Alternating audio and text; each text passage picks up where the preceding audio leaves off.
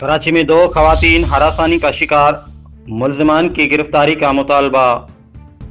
Report कर रहे हैं अलवीना शेख कराची से।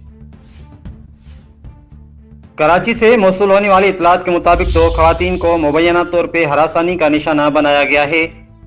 मुतासरा खवातीन मसमात कुर्बान खातून और मसमात रीमा ने मीडिया से गुफ्तगू में संगीन इल्ज़ामात आयद किए हैं।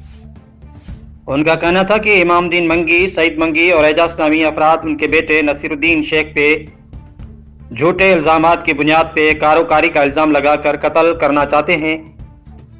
मुतासरा खवातीन ने बताया कि मज़कूरा मुल्ज़िमान ने सिर्फ खुद बल्कि अपने मुसल्लह साथियों के हमरा उनका पीछा करते हुए उनका मुहासरा करके उनके बेटे को जान से मारने की धमकियां दे रहे हैं।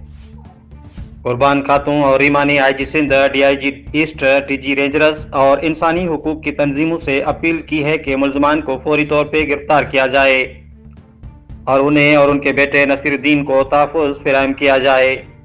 Alvina Sheikh, social media centre Sindh, Karachi.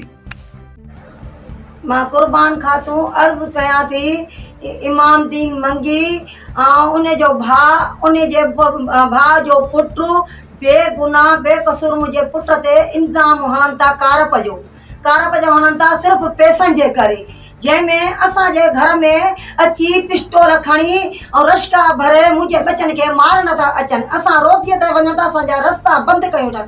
EIG DIG असांजो जो बि EIG DIG आहे असांखे उनजी EIG सिंध असांखे उनजी ताफ़ीब खपे।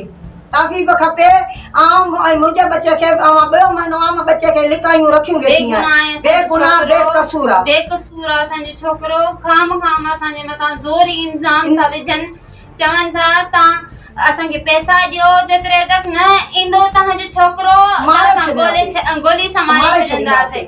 तव्हांजी वॾी महिरबानी हूंदी। तव्हां DIG सिंध असांखे तहफ़्फ़ुज़ खपे।